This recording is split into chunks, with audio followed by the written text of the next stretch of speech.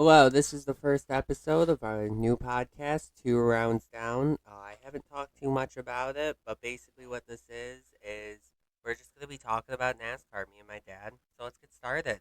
Hello, Jamie Favada joining Casey here on the Ultimate Speedway YouTube channel. Welcome, everybody. First up today, we are going to recap the crazy weekend at Talladega. Casey, your thoughts on the Xfinity race? I thought it was pretty good. I'm very happy that Jordan Anderson got his team in the victory lane for the first time. Big fans of Jordan Anderson over here. What a great guy he is, and congratulations to that team for a win. Yeah, really. Jeb Burton won in a crazy style.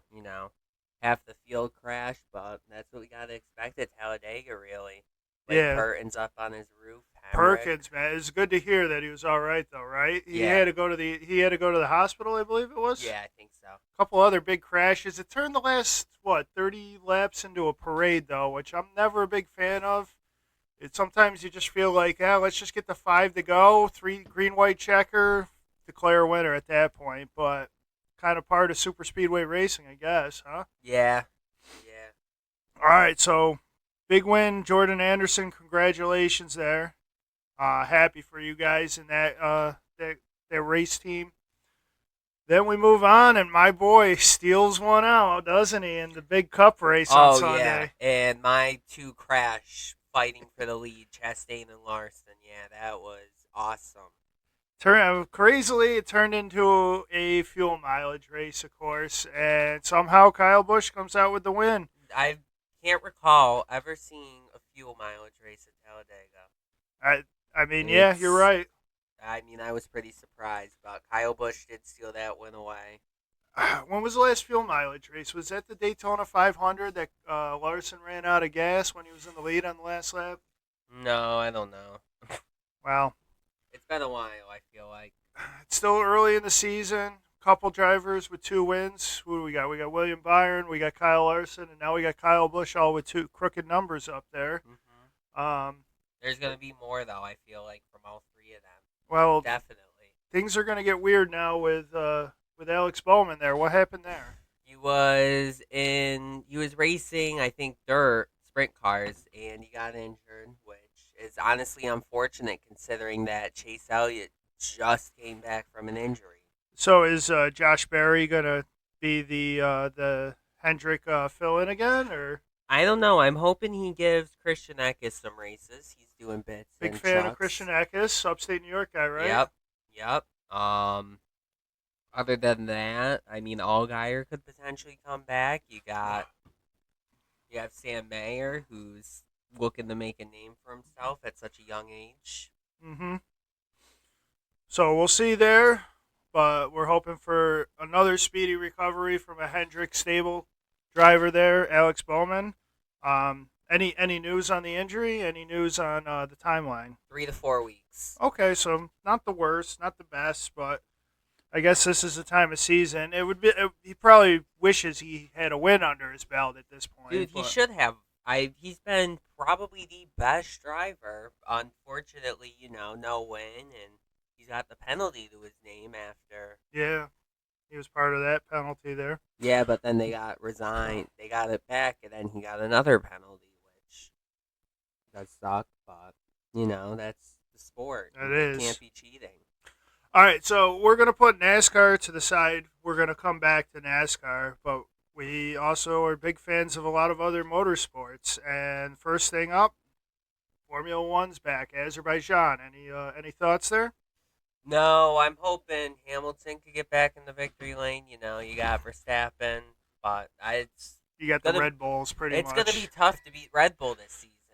George Russell's been good, but I mean, for the last 7 years, it was the Silver Arrows that were in this position. So yeah, Red Bull's back. It's really going to be tough for anyone to beat Verstappen.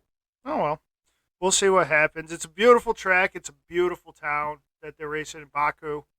On the roads, on the streets out there. That's about all I can really say. It's not the excitement that NASCAR or the next topic up here, IndyCar is. IndyCar is down in Alabama on a road course. Oh, I'm excited. Hopefully Newgarden gets it done again. I'm feeling Grosjean. Grosjean has Roman Grosjean, I like it. Roman Grosjean has been He's the most consistent driver this season. he has been knocking on the door all season, but has yet to get his first win in IndyCar. Maybe Casey thinks this might be the week that it is. You know me, I'm a Joseph Newgarden guy, and after that last race with Newgarden, where they told him he was going to run out of gas, and he goes from second to ninth and then everybody else has gas. How is he going to run out of gas when he pits at the same time as everybody else? I mean, Kyle Kirkwood too was going to be tough to beat, and I'm hoping Kirkwood gets another win or two this year. It would be nice to see him back in victory lane as Young well. American. Yep, I love my American IndyCar drivers there. But I do like Roman Grosjean. He's an exciting driver, and it wouldn't be a bad thing to see him get a win. And, let it be known that this isn't just another league, that this is very competitive. And I think Roman Grosjean's done a very good job at showing the skills that these IndyCar drivers have. And it's just not a farm-style Formula One. It's serious drivers, serious competition, and that makes me happy. Yeah, no. Kirkwood's been really good. Palou, though, I mean, he's been pretty consistent, too. He's another...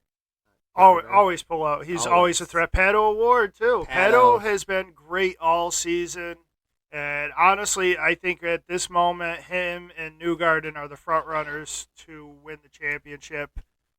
Still an early season, though. I wouldn't put Grosjean or Kirkwood out of the mix. Andretti's back. Yeah. I feel like getting rid of Rossi was honestly a good thing for them to do. It seems like it was a good thing for Rossi as well. He seems to be... really hunkering down there. I mean, he did have that one spat on pit road, which actually hurt both him and Kyle Kirkwood, right? Yeah. He ended up getting the penalty, which at the end of the day was the right call. The way they were coming into the pits, they were coming in from the far lane all day, and that was what they were told to do. It looked weird, and Hinchcliffe did commentate that it looked weird, and his knee-jerk reaction was the wrong one. That was what their instructions ended up being there. Yeah. All right, anything else we got in other motorsports before we move on to our gambling picks for the weekend? No, I don't think that there's really much else to cover, Yeah, no, you're right. All right, so one of the favorite things that Casey and I love to do is we love to pick teams for the weekend races in NASCAR. Before we go into them, these are for entertainment purposes only. That's our disclaimer. Now you can't hold it against us. We use a standard $50,000 draft league. Pool the money based on your points. You could win or lose money. We tend to lose more than we win, but hey, what the hell. Casey, so looking at the Xfinity, this one's a little tough. They got rained out today, both in qualifying and in practice. But I usually divide my drivers into three bunches. I drive in the top end, kind of in the middle, good value, and then in the lower end. I like to try to get 2, 2, and 2 if possible. On my top end here, I like Josh Berry, Justin Allgaier, or Cole Custer. Berry's at 10,800.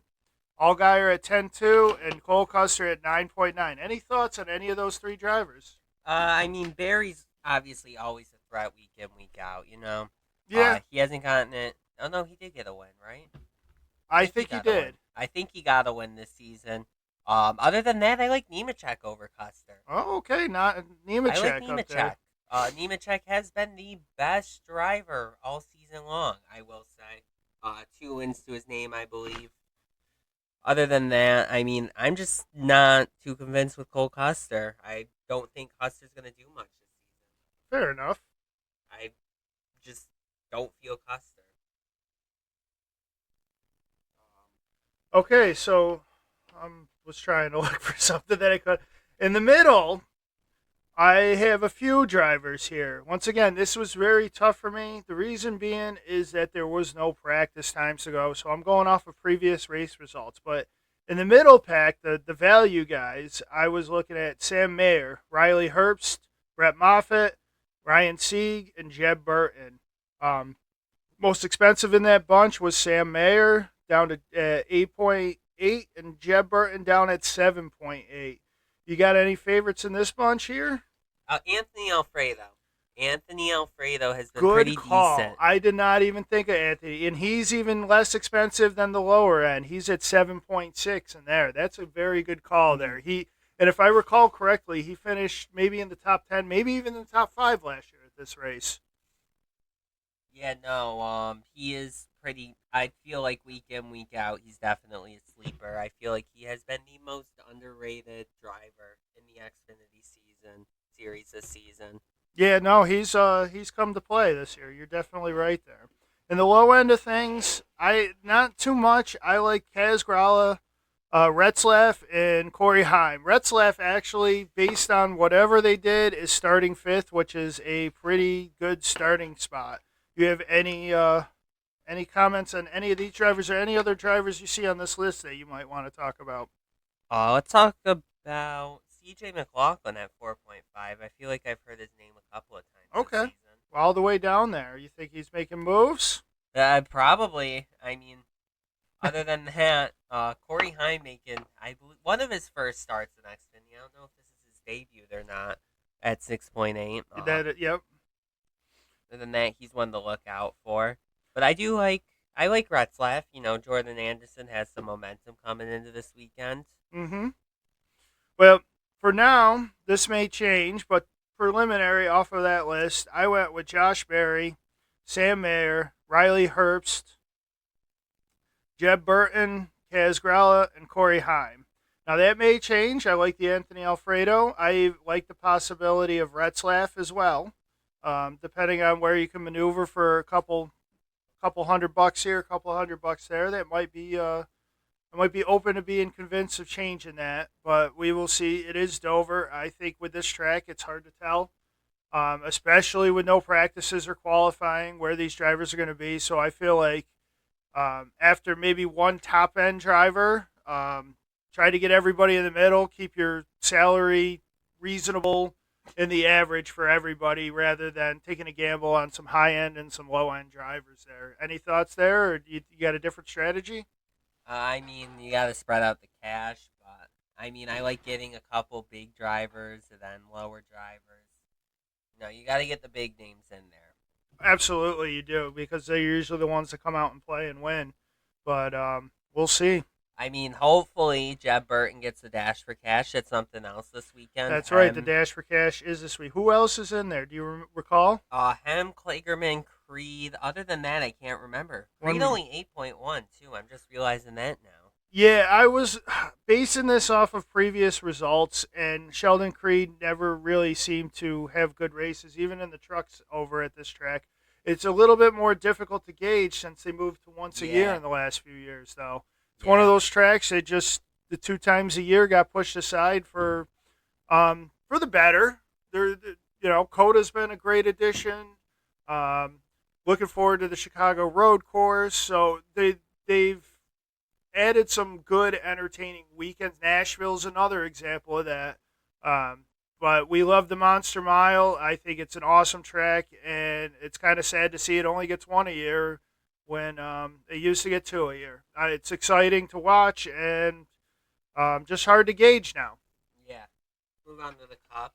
Okay, once again, $50,000 salary cap league. This one was another weird one for the same reason, and you have a lot of high-end drivers.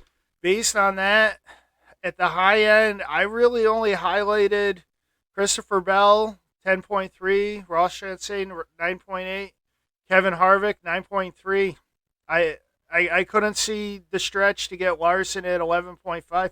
And Chase Elliott for a second race back at 10.8 seems like a lot of money to me. Hey, I think it might be worth it. He was leading at one point at Talladega. I thought he was going to get it. I thought he was going to get it. The fitness levels, he's not up to snuff in there. And I know what you say, but... Last year, Hendrick won through 4, too. So we're coming in on that note as well. Was that last year or was that 2 years ago? That was last year. That was last year? Okay. Or no, it was 2 years ago, actually. It all seems like yesterday to me, kid. Yeah, because Bowman won it, and he only had 1 win last year. So, yeah, it was 2 years ago, but still, I mean, Hendrick won through 4 only 2 years ago. That's something else to look at. Yeah, and all three Hendrick drivers lead the dollar amount. Larson first at 11.5, William Byron at This 11.2, and Chase Elliott at 10.8. this list doesn't include. Oh yeah, Barry is on there. It's 7.5 too. I mean, that's not one that I'd he overlook. No, it might be a little difficult. While he has been racing in the Cup all season, he's got a new team. He's got to work with this, so that might be a little bit of a rocky road there. In the middle of the pack, we start getting below these top end drivers. Kevin Harvick 9.3, Joey Logano 8.8. I think those are two reasonably good deals. And out of that bunch, I would strongly have to consider at least one of them in my squad here. I like Reddick at 9 and Yeah, Reddick at 9.0. Brad at 8.4. Brad's Brad's always been a threat at these types of races. Brad's been quiet all season. He's quietly. I think he's 8th in points, Mhm. running up there. So I mean, good for him, and only the second year for the team and owner too. Going down a little bit lower, it was Stenhouse at 7.3 and Busher. I couldn't really find any deals a little bit lower, but there's a lot of good deals in the middle of the pack for me. Ty Gibbs 7.1. He's had a bunch of top 10 finishes. That this is year. true, Ty Gibbs. Ty Gibbs, I think, will be a threat this race. I believe he has run here pretty well in Xfinity.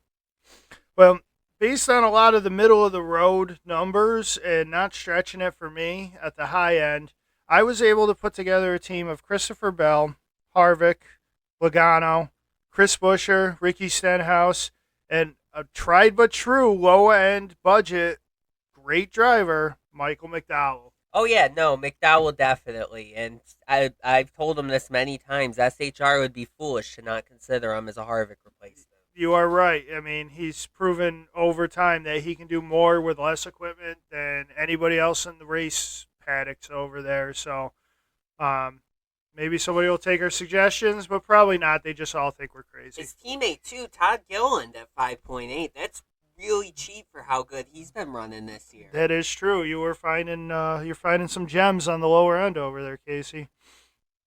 Well, only 5.8 for him. I mean, he's been really good this season. Yeah, well, we'll see what it comes to, but I mean, that's why they call it gambling. If you could win every week, they just call it a paycheck. Yep. Once again, folks, this is for entertainment purposes only, but we spent a ton of time with this sort of entertainment, the two of us. Moving on here, one of our all-time favorites here, paint schemes. Now, you and I have talked, and you might be on the fence about it. I don't care. Noah Gregson's Biggie Bag stole the show for me, and somebody would be crazy not to make that into a diecast. I loved that paint scheme last week. Yeah, I mean, there hasn't been that many good ones this season, I feel, but I thought that one was awesome. It had some nice colors in it and good graphics. NASCAR, Fox. One thing you got to do is you got to make, if you're going to make a special like that, make it believable. Because I don't believe that Clint Boyer goes out. I believe Noah Gragson does, but I can't see Clint Boyer going out all night partying hard with Noah Gragson in the Biggie Bag car and then going to Wendy's and eating 7,000 calories at the end of the night, given that skinny-ass body of his. Maybe you should have got Tony Stewart. That's believable. If Tony Stewart was sucking down a few Frosties with a large fry mixed in there, I would have bought that little promo. I mean, something Fox has to do better, too, is the commercials. It's ridiculous. The commercials are unbelievably obnoxious, and they're the same 5 or 6 freaking commercials over and over It's again. always the Wendy's Whopper, Burger King Whopper. I honestly, at the end of the day, I think this is something we forget every year, and they always tend to do it, and then I think the reason we forget it, though, is because for as bad as Fox is, when we go back to NBC Sports, they're 10 times worse on there. They're So we always forget how terrible the Fox commercials are, but we will see. We're getting a little bit more tolerable, and we're getting the cadence down, so we know when we to go to the bathroom or just knock off for a little bit and not worry about it. The side-by-side cameras are always good, but it just basically means they pack more commercials in when they do them, but you don't miss any of the action. Yeah. Um, the other problem with a lot of the commercials is that there hasn't been a lot of predictable cautioning going on this year.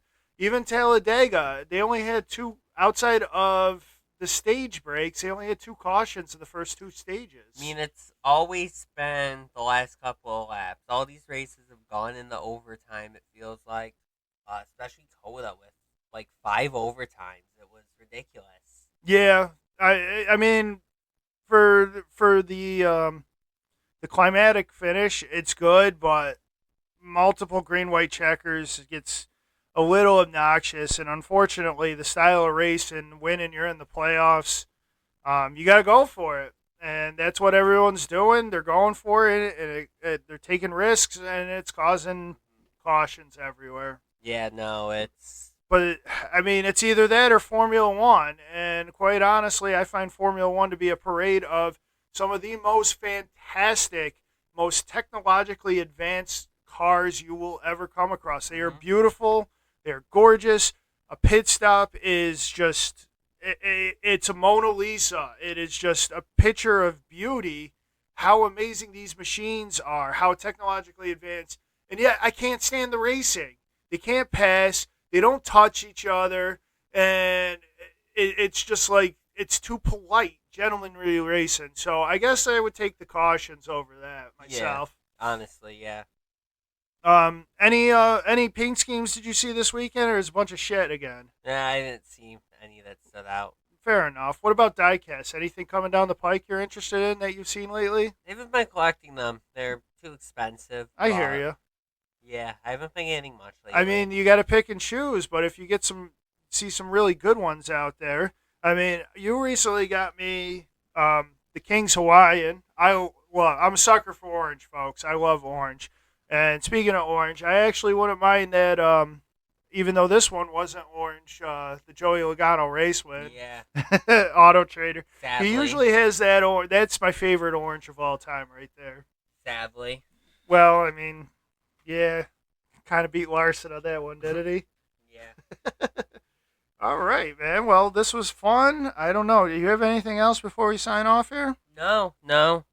Okay. Well, once again, I am Jamie Favada. Ultimate Speedway. I'll see you next time. 2 Rounds Down podcast. Keep looking. We'll talk to you next Friday, folks.